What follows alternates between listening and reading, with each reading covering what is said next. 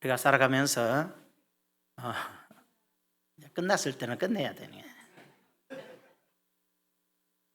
우리가 자동차가 10억짜리 벤틀리를 타고 다녀도 종종 보면 기름이 없으면, 그죠? 기름이 없으면 10억이라는 가치를 가졌어도 기름이 없으면, 또 만일에 전기차라면 전기가 없으면 그냥 고물이죠, 고물. 그냥 서 있는 차죠. 가치는 있는지 몰라도 쓸 데가 없어지는 거죠.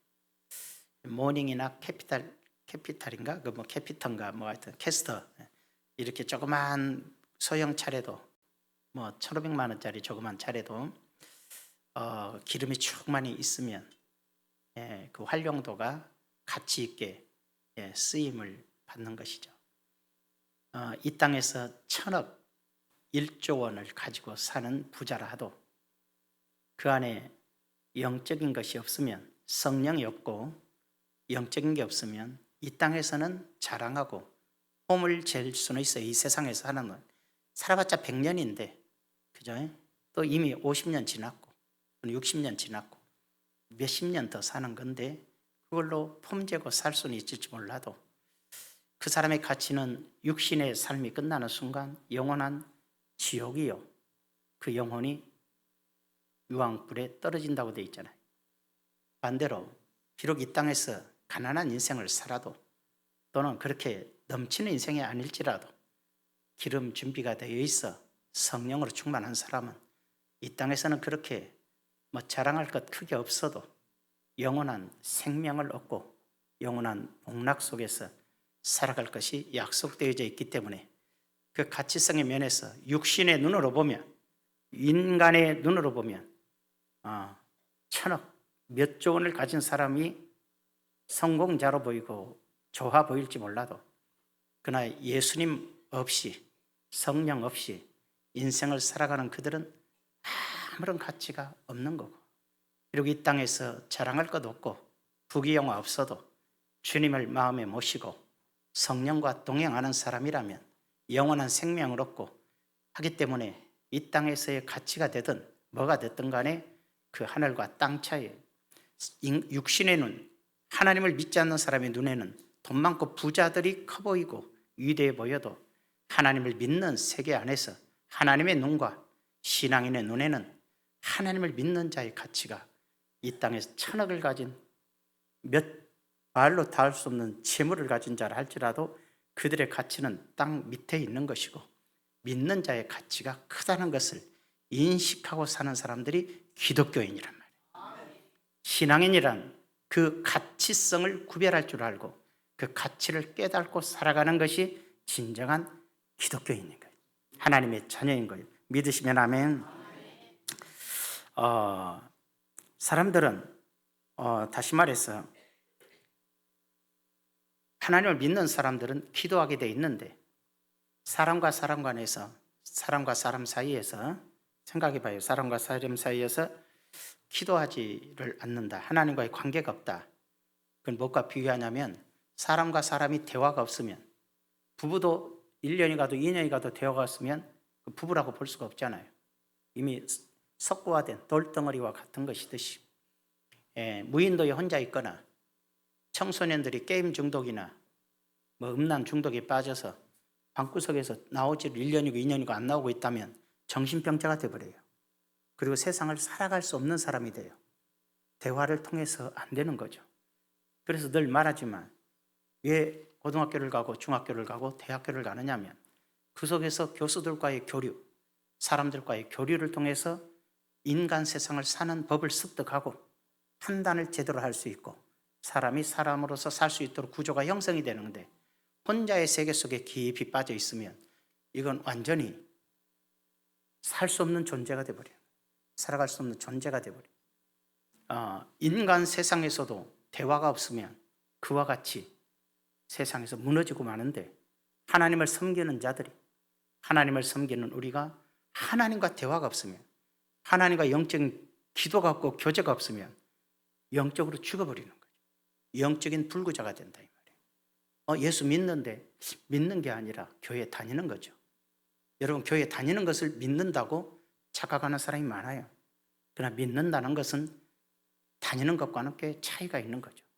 그래서 믿는 사람은 오늘 하나님께 예배 드리고 왔습니다 그러고, 믿음이 없는 사람은 오늘 다 예배 보고 왔다 그래요. 예배 드린 거 보고 온 거고, 예배 드린 거 보고 왔냐? 내가 주님 앞에 내 마음을 드리고 왔냐? 이게 예배의 자세인 것이죠. 그래서 믿는 자들은 기도와 말씀을 통해서 돼가는데, 정말 이 시대가 문제가 되는 것은 세상이 점점 하나님을 멀리하는 세상이 되고 있고, 세상이 점점 하나님의 말씀을 무시하는 세상이 되어 있고, 점점 하나님의 뜻을 거스리는 세상이 되어 있어요. 하나님 믿지 않는 세계는 하나님을 정말로 싫어하는 세상이 됐고, 하나님이 믿는 사람들은 하나님의 말씀을 소홀히 여기고 말씀대로 안 살고 자기 멋대로 살아가는 시대에 우리가 지금 살고 있다. 그러다 보니까 교회도 그렇고 세상도 그렇고 모든 것이 다, 가정도 그렇고 하나님을 멀리하는 현상이 일어나게 되는 것이죠. 라오디게아 교회 보면 예수님께서 여러 교회들에게 말씀했는데, 라오디게아 교회에게는 마지막 때 교회거든. 예수님 오시기 전에 교회가 라오디게아 교회인데, 놀랍게도 예수님이 그들에게 말하기를 뭐라고 말합니까? 내가 문 밖에서 두드리노니 누구든지 문을 열고 나를 받아들이면 내가 그와 더불어 먹고 마시리라. 자, 모든 교회가 있는데 이 주님이 다 문 밖에 있는 교회가 되어버렸다면 어떻게 됐습니까? 교회 안에 주님이 이게 뭐냐? 주님이 다스리는 교회가 아니라 인간이 다스리는 교회. 나는 부자라, 부유하여 부족함이 없다. 우리는 부자야. 우리는 부족함이 없어. 우리 교회는 아무 문제도 없어. 아주 좋아. 행복해. 재밌어. 인간의 생각과 인간의 판단으로 이끌어가는 교회는 주님이 그 안에 계시지 않고 문 밖에서 나 좀 들어가자, 나 좀 들어가자, 내가 들어가서 너희와 함께하고 싶다, 그런 교회가 되어버리는 것이고, 주님이 이끌어가는 교회는 주님이 인도하는 교회로서 주님과 더불어 먹고 마시는 교회 안에 하나님의 말씀을 듣고 아멘하고 하나님의 말씀을 따라 살아가는 성도들이라면 주님이 이끌어가는 교회가 되는데, 말씀이 말씀되지 못하고 말씀을 거부해버리고 자기들의 생각과 자기 좋을 대로 살아가버린 사람들은 주님을, 성령을 내 안에서 내보내버린 사람과 다를 게 없다는 점이에요. 그 점을 인식하면서 우리 한번 생각해 봐야 돼요. 요한일서 2장 17절에는 기록 안 돼 있어요. 제가 읽어드릴게요. 이 세상도 그 정욕도 지나가되 이 세상도 지나갈 것이고 우리 인간의 욕심도 지나갈 거예요. 사람들의 욕심, 인간의 욕망, 이 세상적인 눈과 육신의 세계는 지나가 버리는, 오직 하나님의 뜻을 행하는 자는 영원히 거하느니라. 성령 안에서 하나님의 뜻을 따라 사는 자들은 영원히 거하는, 이 땅에서도 하나님의 나라에서도 영원히 거하게 되지만, 이 세상에 속한 자들과 이 세상의 정욕에 사로잡혀 사는 자들은 그들에겐 영원함이 없어요. 사라져버리고 만다고 성경은 말하고 있는 것이죠. 자, 우리는 몇 가지를 보겠어요. 오늘 4가지로 나눠 말씀하는데 간단 말씀드릴게요. 첫 번째로는 성령의 중요성에 대해서, 두 번째로는 우리 순복음교회가 어떻게 생겼는가, 세 번째로 성령 받은 자들은 어떻게 살아야 되는가를 얘기할게요. 성령의 기름 부음은 2차례가 있어요. 첫 번째로 성령의 기름 부음은 물론 한 번이었어요. 오순절 마가의 다락방에 예수님이 부활하시고 나서 50일째 성령의 오순절날 성령이 마가의 다락방에 내려서 120명이 사람이 성령의 불을 받고 그 다음에 온 세상으로 퍼져나가서 복음이 전해지는데, 이때가 첫 번째 내리는 성령의 역사였던 거예요. 물론 성령의 역사는 본질적으로는 한 번 내리시는 게 맞아요. 그러나 나중에 2차례가 있다고 했는데, 놀랍게도 훗날에 또다시 한번 이런 성령의 역사가 임하게 되는데, 이걸 우리가 제목처럼 이른비와 늦은비라 그래요. 이른비는 언제 오느냐? 예수님께서 십자가에 달려 죽으시고 구원을 성취하시고 그 구원으로 말미암아 땅에 추수하기 위해서 추수가 시작됐다는 것이죠. 그러니까는 복음의 씨를 뿌리는 시기고, 그 다음에 마지막 추수를 거두는 시기, 2차례의 성령의 권능을 이 땅에 쏟아부은 때가 있을 거라고 말해요. 오늘 말씀처럼 그 후에 내가 내 영을 만민에게 부어주리니 너희 자녀들이 장래일을 말할 것이며 성령이 내리면 예언을 하고 너희 늙은이들이 꿈을 꾸며 영적인 꿈을 꾸며 너희 젊은이들은 환상, 이상을 볼 것이며 그때 내가 또 내 영을 남종과 여종에게 부어줄 것이며 이 땅의 모든 사람에게 부어줄 것이며 그렇게 돼 있죠. 성령의 역사를 부어줄 거라고 말하고 있어요. 이것이 바로 요엘서의 예언이 언제 이루어지느냐면 바로 첫 번째로 이루어졌던 때가 오순절 마가의 다락방에서 성령이 강림하면서 성취가 되어졌던 것이죠. 그러나 또다시 말해요. 성령에서는 두 번째 성령의 역사는 1901년도에 한 번 더 쏟아지게 되는데 1901년 1월 1일에 미국 스프링필드에 있는 베델 교회가 있어요. 베델 교회가 있는데 그 교회 목사가 파아함 목사였어요. 거기서 학생들을 양육하는 신학원이 있었는데 거기서 학생들을 공부시키는데 신학생들이 있었어요. 부흥회를 그때는 미국에는 부흥회 한 달씩 했어요. 요즘 부흥회 한 번밖에 안 하잖아요. 하루밖에 안 하잖아요. 자, 한 달씩 부흥을 했는데 가셨어요. 떠나면서 과제를 내줬어요. 뭐라고 하냐면 성령 세례가 뭔지 연구해라. 성령 세례가 무엇인지 연구해라. 혹시 덥습니까? 성령 세례가 무엇인지 연구해라. 그랬어요. 그래서 학생들이 모여서 성령 세례가 뭘까 하고서 성경을 보고 공부를 하는데 사도행전에 성령의 세례가 임하니까 마가의 다락방에서 모여서 기도하니까 성령의 세례가 임하고 사람들이 권능을 받고 방언을 하고 예언을 하고 찬양을 하고 그래서 나가서 기도하니 병든 자가 고쳐지고 놀라운 역사가 일어나고 믿지 않는 자들이 회개하여 하나님께 돌아오는 그런 놀라운 역사가 나타난 걸 봐요. 그래서 이들이 성령 세례는 기도함으로써 그런 능력이 임하는 거구나 생각하고 교수님이 돌아오기 전에 이들은 모여서 기도하기 시작해요. 기도하기 시작하는데 1901년 1월 1일 새벽에 바로 오즈맨이라는 이 학생에게 성령의 권능이 임해요. 그래서 갑자기 방언을 하기 시작하고 예언을 하기 시작하고 찬양을 하기 시작해요. 그래서 학생들도 기도하면서 모두가 다 성령 충만해서 방언과 예언과 찬양과 하나님을 높이 들고 부흥하고 전도하는 역사가 일어나더니 그 뒤에 어떤 역사가 일어나느냐, 스프링필드 전역이 다 성령 충만해져서 1년 내내 하루도 쉬지 않고 성령 충만의 집회가 열리고 이 부흥운동은 갑자기 미국 전역에 퍼지면서 미국 전 지역으로 성령의 역사가 폭발처럼 일어나기 시작하면서 어떻게 되느냐, 그러니까는 사람들이 갑자기 항상 거룩하고 예배 드렸는데 갑자기 막 예배 시작하려고 저기서 다다다다 방언을 하고 있고 저기서 어쩌고 있고 막 아멘 하고 그러니까는 그동안에 드렸던 예배를 드릴 수가 없는 거예요. 그래서 저 이상한 사람들이 다 교회에서 다 쫓아내버렸어요. 어떤 사람은 집사님의 은혜를 받기도 하고 어떤 사람은 목사님 받기도 하고 성도들 다 쫓겨났어요. 그래서 목사님이 있는 데는 목사님과 더불어서 교회가 세워지고 없으면 집사님과 함께 교회가 세워지고 여기저기 미국의 전역에서 교회가 생겨지게 되는데 거의 500개 교회 가량이 갑자기 세워지게 되니까 이들이 그냥 어떻게 할 수가 없어요. 지도자도 없고 교단도 없고 아무것도 없잖아. 그러니까는 그때 한 지도자 성령 받은 목사님이 다들 초청을 보냈어요. 성령 운동을 하는 모든 교회 지도자들을 모여주시오. 교단도 없고 소속도 없이 그렇게 있으면 좀 곤란합니다. 다 모이겠어요. 다 모여서 처음으로 우리가 교단을 형성합시다. 그래가지고 교단을 형성을 하게 돼요. 교단을 처음 형성을 하면서 이것은 사람으로 칼빈이나 루터나 누구나 이런 사람들을 통해서 갑자기 세워진 교단이 아니고 자연적으로 생겨난 역사이기 때문에 하나님이 하신 일이기 때문에 하나님의 거룩한 모임이기 때문에 이름을 하나님의 성회라 하자 해서 어셈블리스 오브 갓이라고 그러죠. 하나님의 성회라는 이름으로 교단을 형성하게 됐어요. 그래서 미국은 미국 하나님의 성회, 한국은 기독교 대한 하나님의 성회. 이해가 되시죠? 필리핀은 필리핀 하나님의 성회. 이런 식으로 각 나라의 이름을 붙이면서 다 동일하게 하나님의 성회라는 이름으로 됐어요. 우리나라는 하나님의 성회가 붙어 있음에도 하나님의 성회를 잘 안 써. 왜? 한국에 와서는 부산에서 전도할 때 순복음지를 만들어 갖고 전도를 하게 됐는데 순복음지야? 해서 사람들이 하나님의 성회보다는 순복음교회인가? 이렇게 되기 시작하면서 순복음교회라는 이름으로 바뀌어 버렸어요.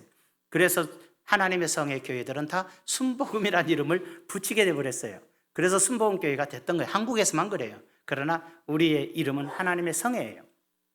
이렇게 해서 교단이 형성되면서 미국은 지금 거의 원래 침례교의 나라잖아요. 청교도의 나라인데 가장 많이 부흥한 교회가 바로 하나님의 성회가 되었고 미국은 그때 침례교회와 루터교회로 가득했어요.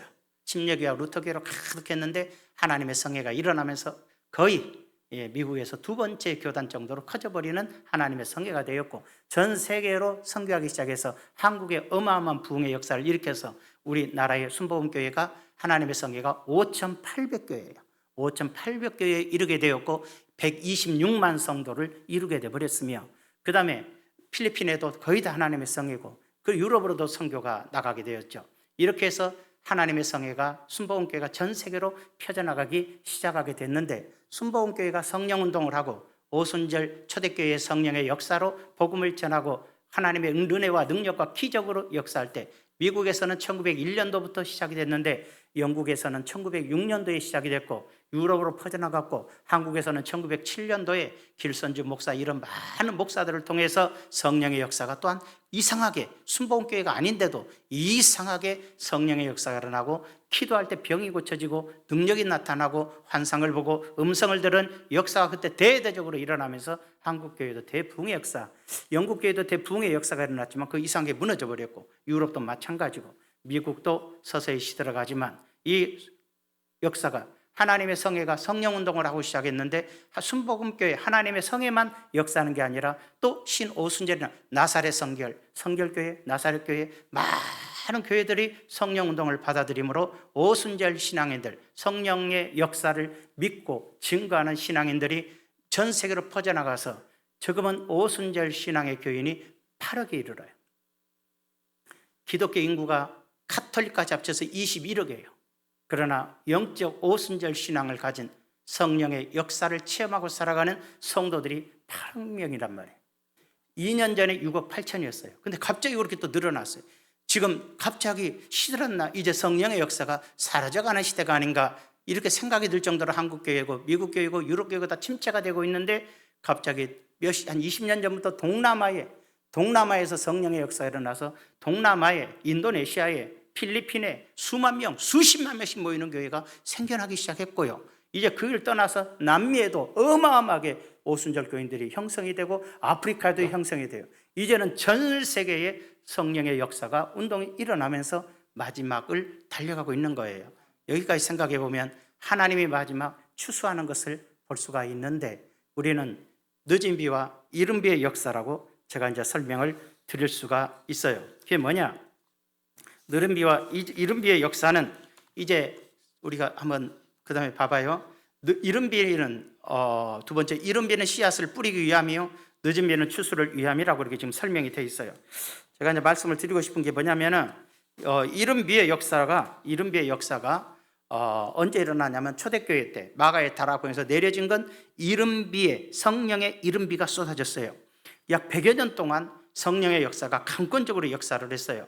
그래서 전 세계로, 이방 나라로 복음이 펼쳐져 갔어요. 로마까지 복음이 펼쳐져 갔어요. 그런데 이른 비의 역사를 통해서 이제 로마에서부터 기독교인들의 핍박이 일어나고, 기독교인들은 땅속으로 숨어들고 비밀리에 신앙생활하면서 잠겨져요. 즉 이른 비의 역사는 무엇이냐면 복음의 씨를 세상에 뿌리는 시기예요. 복음의 씨를 뿌리기 위해서, 그래서 이스라엘에서는 비가 두 번 와요. 가을에 한 번, 봄에 한 번이에요. 가을에 내리는 비를 이른 비라 그러고, 봄에 내리는 비를 늦은 비라 그래요. 그러면은 가을에 비가 쫙 내리고 난 다음에 땅을 읽어서 씨를 뿌려요. 씨를 뿌리고 덮어버리면 시간이 지나면 땅 속에서 꽃이 피고 싹이 더 씨가 싹을 내서 속으로 솟아나게 돼요. 비바람을 겪으면서 곡식이 무르무르 익어요. 곡식이 무르무르 익어서 이제 곡식이 익어갈 때에 다시 한번 늦은 비가 봄철에 확 쏟아져요. 그러면 물을 머금고 다시 한번 곡식이 무르익어요. 그리고 무르익은 다음에 이제 비가 멈추고 나서 일정 기간 지나가게 되면 햇빛을 통해서 다 알곡이 무르익을 때 농부들이 모든 곡식을 추수를 해버리는 거거든요. 그래서 바로 추수에 비교해서 성령의 비를 설명했던 거예요. 시온의 자녀들아, 너희는 너희 하나님 여호와로 말미암아 기뻐하며 즐거워할지어다. 그가 너희를 위하여 비를 내리시되 이른 비를 너희에게 적당하게 주시리니 이른 비와 늦은 비가 예전과 같을 것이야. 이른 비와 늦은 비를 약속을 했는데, 성령의 역사가, 이른 비의 역사는 씨를 뿌리기 위하여, 늦은 비의 역사는 곡식을 거두기 위함이거든요. 이와 같이 이 땅에 하나님의 구원의 역사가, 예수님이 십자가에 죽으시고 부활하시고 이제 그 놀라운 복음의 씨앗을 땅에 뿌리기 위하여 성령의 역사가 내려 땅을 적시고 거기에 복음의 씨가 뿌려졌는데 약 200년 동안 기독교인들은 숨어 살고 땅속에 살고 비참한 생활하면서 세상에 존재하는 것처럼 존재를 하나 약 200년이 지나 AD 313년부터 서서히 기독교는 다시 회복을 해서 싹이 나기 시작하여 로마를 복음화시키고 급기야 전 세계에다 기독교가 펼쳐져 나가게 됐던 거예요. 그러고 나서 전 세계적으로 익어갈 때에, 곡식이 익어갈 때에 늦은 비, 약 2000년 지나 1901년도에 성령의 비가 이 땅에, 미국에, 유럽에, 한국에 쏟아지기 시작하면서 동남아에, 아프리카에, 남미에 전 세계적으로 성령의 역사가 쏟아져 내려오기 시작을 해요. 이걸 뭘 말할까요? 마지막 성령의 비가 족속이 적혀서 곡식들이, 신앙인들이 참되게 물이 익고 나면 어떻게 될까요? 추수가 시작된다는 거예요. 추수라는 건 예수님의 재림을 의미하게 되죠. 그래서 오늘 본문 말씀 우리가 요엘서 2장 우리가 다시 한번 본다면 30절을 볼까요? 뭐라고 할까요? 28절에 내가 내 영을 만민에게 부어줄 것이다. 만민에게 부어줄 것이고 성령을 부어주고, 그러면 그 형상은 자녀들은 미래의 일을 말할 것이며 늙은이들은 꿈을 꾸고 젊은이들은 환상을 보고 그때 내가 내 영을 남종과 여종에게 부어줄 것인데, 자, 그러면서 이 성령의 역사가 끝나고 날 때 내가 이적을 하늘과 땅에 베풀리니 곧 피와 불과 연기 기둥이라. 세상은 전쟁의 도가니로 들어가게 되고 여호와의 크고 두려운 날이 이르기 전에, 두려운 날이 주님이 재림하시기 전에 해가 어두워지고 달이 핏빛까지 변하려니와 예수님이 예언했던 말씀이지요. 누구든지 여호와의 이름을 부르는 자는 구원을 얻으리니 이는 다 여호와의 말대로 시온산과 예루살렘에서 피할 자가 있을 것이며 마지막이 심판 때 구원받을 자가 시온산으로, 그렇죠? 남은 자 중에 여호와의 부름을 받을 자가 있을 것임이니라. 그래서 하나님의 놀라운 역사로 구원받을 자들이 그때 다 구원을 받게 될 것을 예고하는 거거든요. 이 요엘서의 예언 자체가 성령이 내리고 마지막 성령이 쏟아지고 난 다음에는 마지막 전쟁과 심판과 재림의 역사를 이어서 설명하고 있는 것이거든요. 그러므로 오늘날 1901년도부터 그렇게 놀랍게도 늦은 비의 역사가 이 땅에 쏟아지기 시작하고 지금 120여 년이 흘렀는데 마지막 성령의 역사가 다 쏟아지고 무르익게 되었을 때 오는 것은 환란이요, 우리 주님의 재림의 역사예요. 이해가 되시면 아멘. 그럼 우리는 어떻게 살 것인가? 오늘날 사람들은 이렇게 세상이 혼란하고 어지러워지고 환경이 무너져가고 재앙이 눈앞에 닥쳐도 나만 살아있으면 그만이에요. 나만 살아있으면. 이웃나라 전쟁 나고 난리 났어도 우리나라 전쟁 안 나면 그만인데, 그러나 이것은 국지전이지만 전 세계적으로 피할 길이 없는 날이 올 것을 설명해 주고 있잖아요. 그럼 우리는 어떻게 할까요? 바로 하나님 앞에 올바르게 성령의 사람들은 이렇게 생각하면 돼요. 성령의 사람들은 성령 안에서 하나님의 뜻을 분별하여 살아가지만 성령 없이 살아가는 사람은 이 세상에 절대로 구분하지 못해요. 자, 그러면 세 번째로 한번 생각해 볼까요? 세 번째로 마지막 때에 사는 우리는 성령의 인도함을 받으면서 마지막 때에 사는 우리는 성령의 인도함을 받으면서 살아가야 될 것을 말하고 있어요. 너는 이것을 알라. 말세에 고통한 때가 이르러. 이제 마지막 때가 되면 고통하는 때가 이르는데 사람들이 자기를 사랑하며 누가 고통을 받아? 우리가 고통을 받아. 예수 믿는 사람이 고통을 받는 거예요. 눈뜨 예수 믿는 사람이 고통을 받는 거예요. 왜? 세상 사람들이 자기만 사랑하니까. 이 세상 사람들이 다 이기적이니까. 이 세상 사람이 돈만 사랑하니까. 그리고 돈만 자랑하니까. 사람들마다 교만해지니까. 여러분, 성령 충만한 사람이 교만해져요? 아니요. 잘 봐. 돈 있으면 교만해져요. 돈 있으면요, 내 마음속에 사람을 무시해요. 돈 있으면요, 사람들은 돈으로 자기 자신을 높여요. 예전에는 사람이 인간답지 못하면 아무리 부자라도 천대를 받았어요. 저것도 사람이냐? 그러나 요즘 세상은 아니에요. 아무리 똑바로 살고 인간이 인간다워도 돈도 없는 것이 그래요. 그게 이 세상의 모습이에요. 세상이 바뀌었단 말이에요. 수십 년 전과 지금도 바뀐 거예요. 짧은 시간에 바뀌고 있어요. 바뀌었다는 것 자체가 마지막 때라는 거예요. 이게 수천 년 전부터 그랬다가 아니에요. 사실 몇십 년 전에만 가난한 시절에만 봐도 있는 자가 무시당할 때가 많았어요. 그러나 이제는 없으면 무시당하는 시대가 됐어요. 그러니까 이 자, 그건 세속의 개념이에요. 하나님 믿는 사람들은 그런 개념이 아니죠. 그래서 이 세대의 사람은 아무것도 아닌 사람들이, 정말로 인생 밑바닥을 사는 사람이 돈만 주면 국회의원 나간다, 시의원 나간다, 권력 잡기에 돈으로 급급하고, 그런 사람들이 권력을 잡고 또 정치를 한다고 하니 뭐가 되겠어요 또.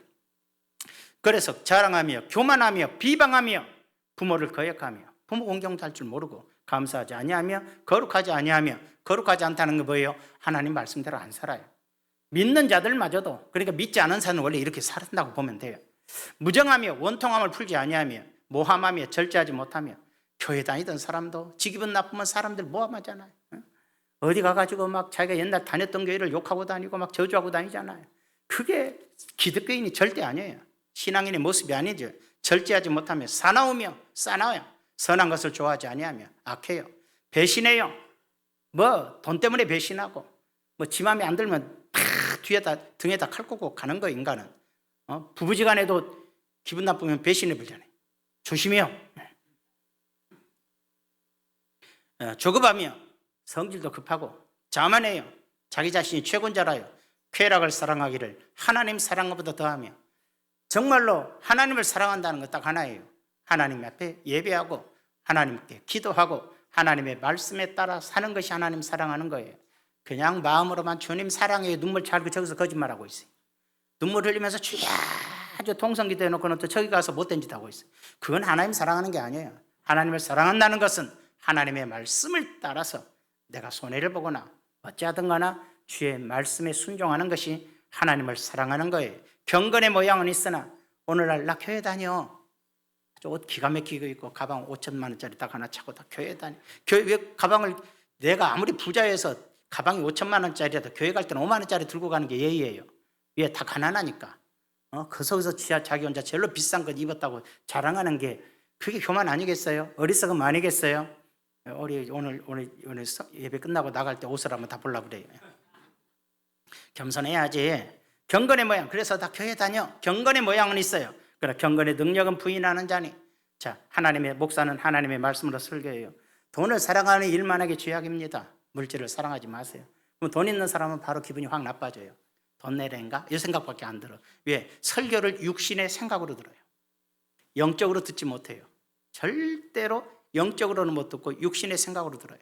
그리고 어떤 사람에 대해서 하나님 이렇게 섬겨야 됩니다. 다 들으란 소리네. 그래요. 육의 생각으로 판단을 해버리는 거죠. 왜? 성령이 없으니까. 성령이 그 마음을 지배하지 못하니까 인간의 생각과 인간의 판단과 자기 생각과 자기 뜻이 내 마음을 지배하고 있기 때문에 하나님의 말씀이 들어갈 자리가 없고 하나님의 말씀이 나를 다스리지 못하는 거예요. 경건의 모양은 있으나, 그래서 경건의 능력은 부인하니, 이런 사람들에게서 내가 돌아서란 거예요. 이런 사람이 되지 마세요. 절대로 이런 사람이 되지 마세요. 그 다음에 뭐죠? 이런 사람이 있다면 가까이 하지 마십시오. 이렇게 설명하고 있다는 것을 설명해 볼 수가 있는 것이거든요. 우리는 한번 생각해 봅시다. 자, 로마서 8장 1절에서 2절을 볼까요? 그러므로 이제 그리스도 예수 안에 있는 자에게는 결코 정죄함이 없나니, 내가 예수님 안에 있고 주님이 내 안에 있다면 나는 절대로 하나님이 나를 정죄하거나 심판하지 않아요. 이는 그리스도 예수 안에 있는 생명의 성령의 법이, 예수님 안에 생명의 성령이 있는데 그 성령은 내 안에 있어요. 그 성령의 법이 죄와 사망의 법에서, 죄와 사망의 법에서 나를 해방시켜요. 이 무슨 뜻이냐면, 성령이 내 안에 거하시면 나를 죄와 죽음의 길을 막아주시는 거예요. 나를 죄의 길을 막아주고 내가 죽음으로 가는 길을 막아주는 게 내 안에 성령이라 이 말이에요. 그런데 예수 믿는 사람들마저도 마음의 육신의 생각에 따라 살다 보면은 바로 성령이 내 안에서 요구하는 요구 조건을 거스리면서 육신의 생각대로 살아가는 거예요. 주일날 돈 쫓아가 버리죠. 주일날 세상 것 쫓아가죠. 왜? 하나님보다는 돈이 제일이니까. 인생을 돈으로 삼고 내 예수 믿는 것의 보상이 돈이라고 생각하니까 예수 믿는 보상은 천국이에요. 예수님 믿는 보상은 하나님의 나라요 천국이지 돈이 보상이 아닙니다. 그래서 돈 따라가면 위험해요. 지옥 간다고 내가 말 안 하겠지만 빨리 벗어났으면 좋겠어요. 그런 데서 벗어나서 하나님의 뜻을 따라가는 것이 내가 사는 길이에요. 목사님이 책임질 거예요. 뭘? 나 가난해지면 내가 왜 책임져? 여러분의 천국은 내가 책임지려고 노력해도 여러분의 돈은 내가 책임진 거 아니요. 이해가 되셔요? 돈은 하나님이 책임지는 거죠. 모든 필요를 채워준 하나님이 굶겨주지 않을 것이고, 모든 여러분의 필요를 채워주겠다고 여러분의 인생을 나에게 맡기라는 주님이 여러분의 인생을 책임져 주시는데, 내가 하나님을 믿지 못해서 하나님의 뜻을 거스리면서 내 마음대로 살아가면서 오늘날 다 모든 신앙인들이 다 그렇게 됐잖아요. 이미 여러분 빼고. 이 자리에 계신 분들 내가 말할 수 없어요. 근데 내일 또 다음 주에 또 바꿔질지 모르죠. 물론 오늘 와서 재수는 좋은데 다음 주에 또 안 와. 그러면 뭐 여러분 그게 해당되는 거예요. 장로님도 해당되는 거예요. 아, 그렇구나. 그래서 요즘은 그나마 위로를 얻기 위해서 바깥에 교회 안 와도 유튜브나 방송으로 예배를 드리기도 하지만은 이제 하나님이 인정하고 안 하고는 하나님이 하시는 건 난 잘 모르겠고, 그러나 그만 다행이고, 그나마 다행인 것 같은데, 뭐 주일 성수 문제가 아니거든. 사실은 주일 성수 문제는 아니에요. 거스릴 수도, 아파도 거스릴 수 있고 내가 죽게 됐을 때도 거스릴 수 있는 건데, 인생을 살아가면서 죄 짓고 사는 걸 말해요. 나쁜 짓 하고 거짓말하고 사기치고 못된 짓 하고 이런 것들이 하나님이 용서하지 않는 거고, 또 살면서 간음하고 음란하고 죄 짓고 악을 행하고 남의 인생을 망치게 하고 이런 것들이 다 무서운 죄이고, 우상을 숭배하고 귀신에게 절하고, 우리 목사님이 알간데 그러면서 제사상에 절하고 있고 막 그래요. 그러면서 하는 얘기가 하나님도 도와주시고 우리 조상님도 도와주면 더 좋지, 양쪽으로 찢어져서 지옥 가요. 말이 될 일이, 말이 되는 소리를 해야지. 고린도전서 2장 14절에, 고린도전서 2장 14절에 육에 속한 사람은, 육신에 속하 있으면, 육에 속한 사람은 하나님의 성령의 일을 받지 아니, 육에 속한 사람은 하나님의 성령의 일을 안 받아들여요. 그래서 하나님 말씀대로 설교하고 성경대로 설교하는데 거부해요. 나보러 돈 내라는 거 아니야? 부자는 그런 생각이에요. 나보러 돈 내려네? 이런 소리 하는 거예요. 악한 생각하기 마련인 거예요. 더 나가서 또 뭐 어떤 사람은 오늘 나들이란 설교네? 또 그러고 있어요. 자기가 뭔데 자기를 위해 설교를 해 내가? 하나님이 나 들으려니 하고 회개하라는 거예요. 육에 속한 사람은 하나님의 성령의 일을 안 받아들여요. 이는 그것들이 그에게는 어리석게 보이며 성령 안에서 하나님의 뜻대로 사는 자들이 어리석어 보이고, 나처럼 머리가 잘 돌아가고 나처럼 머리가 지혜로워서 살살 말씀을 피해 다니면서 믿는 척하고 사는 걸 지혜롭다고 생각하는 거예요. 오늘 목사님 이 설교할 거니까 가지 말자. 오늘 주보에 올라왔은 거 읽어보니까 오늘 나 별로 안 좋아하는 설교 내용이야. 이건 다 지옥 갈 거야 아마. 그게 무슨 신앙이냐? 그건 육에 속한 사람이야. 성령의 일들을 받지 않나니 이는 그것들이 그에게는 어리석게 보임이요, 또 그는 그것들을 알 수도 없나니 영적인 말에 대해서 받아들일 수 없고 깨닫지도 못해요. 그러한 일은 영적으로 분별되기 때문이라. 그러나 성령의 사람들, 진짜 구원받고 성령의 인도함을 받은 사람은 하나님의 뜻을 분별하니 죄를 회개하라고 외치는 말씀도 고맙고 하나님의 뜻대로 살지 못함을 깨우치는 말씀도 감사하는 거예요. 그게 바로 영에 속한 사람들이라. 요즘 세상의 뉴스, 유튜브 다 봐요. 왜 사람들은 교회를 안 갈까? 그런 내용도 있잖아요. 교회가 돈을 강조했습니다. 얼마나 교회가 돈을 강조했어? 지 눈에 그렇게 보이는 거야. 그런 것들이 다 육에 속한 사람들이. 그래서 그런 소리 하는 거예요. 뭐가 또 어째서 그렇다, 뭐가 어째서 그렇다, 목사들이 너무 권위적이다. 왜 남의 권위를 인정 안 하는데? 목사가 성도들의 권위를 인정 안 했나? 피차 존중할 줄 아는 것을 말하는 건데, 물론 뭐 어떤 사람이 목에 힘을 많이 줬는지는 모르지만 목에 힘주기 좋아하면 주게 해드리고, 목에 힘 풀기 좋아하는 사람은 힘 풀게 해드리면 되는 것을 뭘 그렇게 그게 중요하다고, 그것 때문에 예수 안 믿는다? 말이 되는 얘기예요. 사람마다 성격이 다르고 특성이 다르고 모습이 다른데, 이거 생긴 게 싫어, 삐쩍 말라서 싫어, 뭐야 이건 또, 아이고 저 사람은 뚱뚱해서 싫어, 뭐야 이건 또, 하나님 믿는 조건이 왜 그래야? 옛날에 어떤 교회에서, 지어낸 얘기야, 예화예요. 어떤 교회에서 목사를 초빙했대요. 키가 1m 50 몇 센치, 머리 대머리. 죄송해요, 머리 대머리라고 그래서 또 머리 벗겨진 사람이 부자입니다. 근데 그 사람은 좀, 코는 매부리 코, 병이 있어, 몸에 병이 있어. 성격은 거칠어. 화나면 그냥 칼날 같아.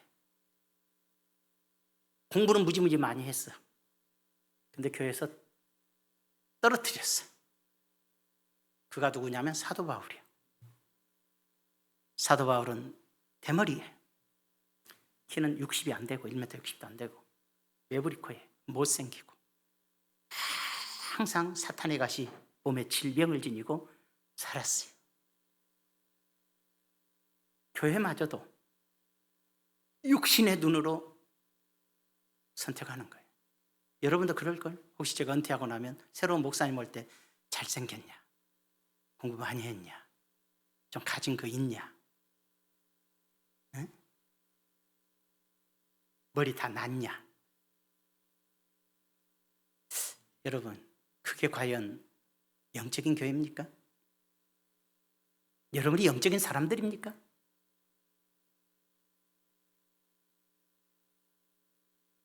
이러면 어떻고 저러면 어떻습니까? 하나님의 말씀을 온전히 전하는 게 제일이지. 마지막으로 성령과 동행하는 자는 하나님을 믿고 맡겨야 돼요. 그러면 하나님을 믿고 성령과 함께 한다 그러면서, 예수 믿는다 그러면서 조그만 문제만 생기면 난리가 납니다. 기도 많이 한다 그러면서 난리가 나고, 내가 기도해 보니 어쩌더라 저쩌더라 난리를 치고 다닙니다. 지가 제일 영적인 것 같은데 가장 사탄적인 겁니다.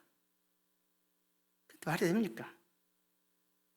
주일 성수도 제대로 안 하면서 뭐가 어떻고 저떻고 교회 일은 다 알고 다닙니다. 웃기지 않습니까? 아주 가소롭습니다. 정말 기도하고 눈물로 기도하고 하나님을 온전히 섬기는 사람은 교회를 사랑하는데, 교회의 흠을 찾고 다니는 사람들이 있습니다. 그런 사람은 제대로 신앙생활도 안 하면서 그렇습니다. 그래서 제가 옛날에는 속았는데 그런 사람 말 귀담아 들을 필요가 없습니다. 왜? 육의 눈으로 보는 사람이니까. 육신의 눈만 있지 영적인 눈이 없으니까. 시편 37장 5절에 내 길을 여호와께 맡기라. 여러분의 인생은 주님의 것이니 여러분의 인생을 주님께 맡겨라. 시편 55장 21절에 내 짐을 여호와께 맡기라. 너가 무거운 짐이 있다면 하나님께 맡겨라. 잠언서 16장 3절에 너의 행사를 여호와께 맡기라. 그리하면 너의 경영한 것이 이루리라. 네 사업도 하나님께 맡겨라. 그러면 네 사업도 하나님이 이루어주고, 이룬다는 건 이룰성이야. 성취해 줄 거야. 너의 염려를 주께 맡겨라. 너 염려하는 일도 주께 맡겨라. 그가 너희를 돌보심이라. 자, 네 인생길도 맡기고, 너의 무거운 짐도 맡기고, 너의 행사도 맡기고, 네 사업도 맡기고, 네 염려가 있어도 그 염려도 주님께 맡겨라. 이게 신앙입니다.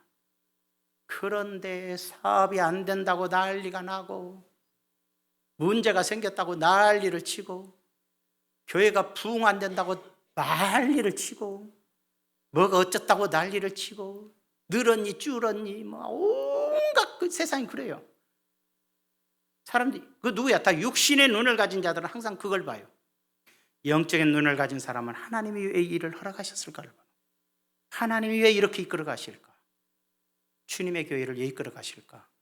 주님의 백성의 사업을 왜 이렇게 이끌어 가실까? 내 인생길을 주님이 왜 이렇게 인도하실까? 왜 나를 고난의 길로 인도하실까? 왜 나에게 큰 아픔을 허락하실까? 영적인 것으로 보는 눈이 신앙인인 거예요. 성령의 사람인 거예요. 그러나 육신의 사람들은 육신의 눈으로 보는 거예요. 큰일 났다, 뒤집어라, 엎어라, 죽이자, 살리자, 노력하자, 난리를 치는 거예요. 그래서 망하니까 남의 돈 뺏어다 채우자, 남의 사업장 무너뜨리고 내 사업 살리자, 남의 교회는 훔쳐오자, 꼬드기자, 별짓을 다 해버리는 거예요. 하나님 나라에서는 하나님의 뜻대로 맡길 줄 알아야 돼요. 마지막으로 한 말씀 끝낼게요. 영국의 허스턴 테일러, 중국 선교사예요. 중국에서 큰 선교에 성공한 사람이에요. 그런데 이 사람도 중국에서 사역을 하다가 너무나 힘들었어요. 극도로 피곤하고 번민하고 좌절에 빠졌어요. 그래서 거룩해지려고 노력을 해도 내가 거룩해지지가 않아요. 분노가 일어나고, 내가 믿어야 되는데도 의심만 생기고, 내가 수고해서 열매를 맺고 성취시키려고 해도 열매가 보이질 않아요.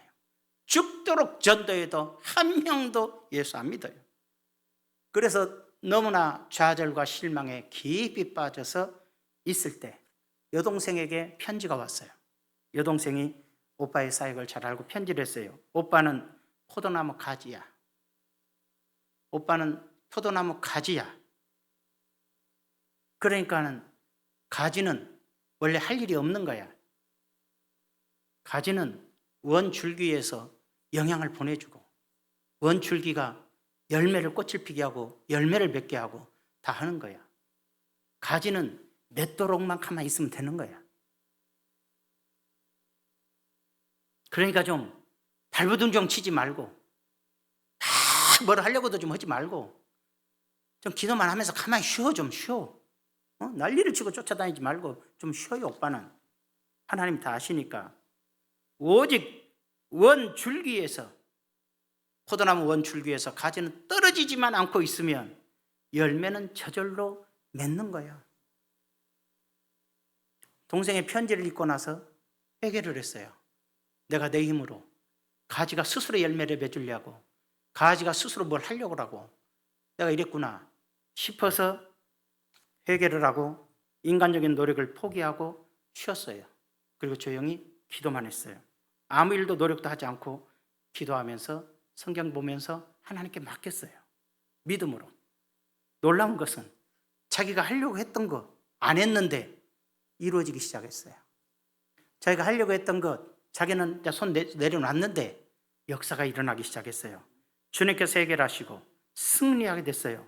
주님의 놀라운 능력으로 많은 구원의 열매가 맺어지기 시작하고, 그래서 중국에서 선교사로서 큰 일을 이루는 자가 되어버렸어요. 주님이 하신 거지만 꼭 허슨 테일러가 한 것처럼 되어버린 것이죠.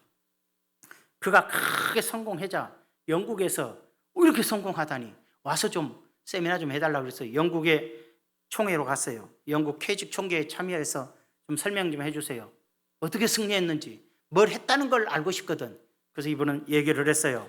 저는 패배했고, 그래서 하나님께 승리를 간절히 구했고 무지무지 노력했고 발버둥을 쳤지만 승리는 오지 않았습니다. 그러나 저는 주님을 믿고 하나님께 맡기기 시작했습니다. 하나님이 하고 계시니까, 하나님이 무슨 일을 하고 계신 줄로 믿고 나는 주님께 맡기고 기도했습니다. 그랬더니 놀라웠게 지금 여러분이 보는 승리가 온 것입니다. 내가 내 이름으로 노력해서 성취하려고 할 때 성취가 이루어지는 것이 아니고, 믿음이란 하나님이 내 인생을 책임진다는 것, 믿음이란 하나님이 여러분의 사업을 책임진다는 것, 믿음이란 하나님께서 여러분의 교회의 주인이라는 것, 그분을 믿는 것이죠. 그분이 일하시는 거죠. 그걸 믿고 조용히 기도하고 조용히 내 자신이 하나님 앞에 똑바로 서서 살아가는 것이 소중하다는 것이죠. 자기를 돌보는 게 중요해요. 사람들은 자기가 하나님 앞에 올바로 섰는지 안 섰는지는 모른 채 비판하고 판단하는 어리석음에 빠져요. 그런 사람들이 육신에 속한 자들이고 신앙생활은 제대로 하지도 않고 지멋대로 신앙생활하는 사람들의 특성이란 말이에요. 정말로 기도하는 사람, 정말로 말씀 가운데 서는 사람은 절대로 그런 말 하고도 하지 않아요. 하나님이요, 보호하시고, 하나님이여 내 인생을 지켜주시고, 하나님이여 내 가정 지켜주시고, 하나님 우리 교회 지켜주시고, 그 정도예요. 뭘 그렇게 잘했다고 판단, 비판할까요? 육신의 눈을 빼버리세요. 육신으로 보는 눈부터 뽑아버리세요. 보이는 것이 돈이고, 보이는 것이 숫자고, 보이는 것이 인간적 수단과 방법이라면 그 사람은 영적인 사람이 아니에요. 성령 강림주일에 이제 인간의 생각과 정욕과 욕망은 쏟아버리고 내 안에 계신 성령으로 다시 한번 충만해서 주님 오시는 그날까지 나를 먼저 주님께 맡길 줄 알고 내 모든 것들을 주님께 맡길 줄 알면서 승리하는 여러분 되시기를 바라요. 그래야 승리가 오는 것이지, 육신의 눈, 육신의 판단, 육신의 마음을 가지고 성령의 뜻을 거스리는 자들은 주님 오시는 마지막 날에 주님의 얼굴을 볼 수가 없어요.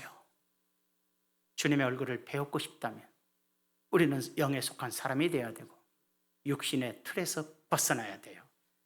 점점 어려워져요. 세상이 점점 타락해가요. 세상이 점점 물질화돼요. 갖지 못한 자는 무시당하는 시대예요. 뭐한 사람들은 이제는 돈 없다 있다가 아니에요. 이제는 미워도 이제는 무시를 당해요. 얼마나 성령을 해갖고 다 이쁘든지. 돈 있으면 권사님도 아가씨가 돼요. 권사님 얼굴에, 황천수 권사님 얼굴에 3억만 뿌리면 갑자기 미인이 돼요.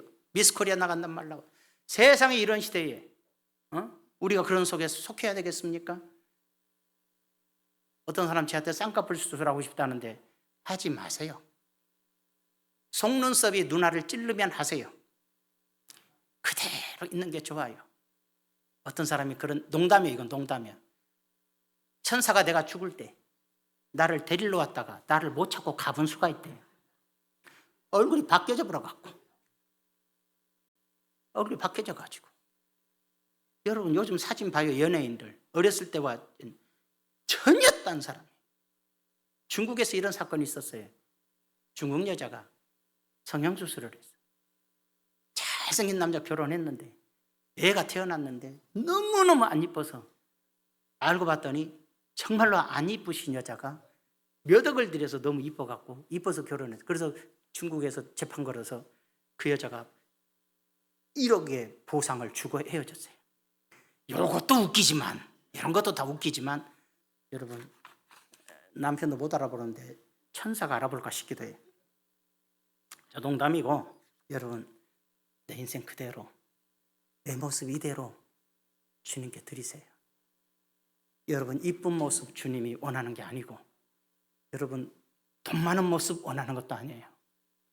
내 모습 이대로 주님께로 가세요. 이 모습 그대로 성령이 임하도록 하세요. 그분의 뜻을 따라 살아가세요. 그것이 여러분이 주님을 마지막 때에 거룩함에 떠나지 아니하고 주님을 배울 날을 기다린 자들의 모습입니다. 기도합시다. 좋으신 아버지 감사합니다. 우린 이 세상 것을 추구합니다. 이 세상 재물이 있어야 내가 예수 잘 믿는 줄 알고, 이 세상에서 무엇을 성취해야 내가 하나님이 나에게 복 주신 줄 압니다. 하나님이 내게 원하는 건 내가 네 안에 들어가서 너와 더불어 먹고 마시기를 원하십니다. 내가 네 인생을 주관하고 네가 내 말씀에 순종하고 네가 하나님의 뜻을 따라 살아가는 것을 주님이 원하시고 내 안에 성령님은 원하십니다. 하지만 내 안에 나는 하나님에게 내가 원하는 걸 달랍니다. 내 원대로 해달라는 겁니다. 내 욕심대로 채워달라는 겁니다. 하나님과는 전혀 상관없는 성령의 뜻이 아닌 내 욕망과 정욕을 추구하고 있습니다. 그러므로 성령은 내 안에서 역사하지 못하고 내 몸 밖으로 떠나가셔 버립니다. 그러므로 나는 육에 속한 성도가 되고 주님을 볼 수 없는 자가 됩니다. 주님의 음성을 들을 수 없는 자가 됩니다. 세상에 속한 자가 됩니다. 세상 소리 듣기 좋아하고 세상의 낙을 좋아하고 세상의 죄악을 즐기는 자로 전락하고 맙니다. 아버지, 주님 오실 날 가까운 이 시대에 내가 주 앞에 온전히 서게 하시고 내 영혼이 주님 앞에 붙들림 받게 하여 주시고 내 삶이 하나님 앞에 합당한 삶을 살도록 은혜를 허락하여 주시옵소서. 예수님의 이름으로 기도하옵나이다. 아멘.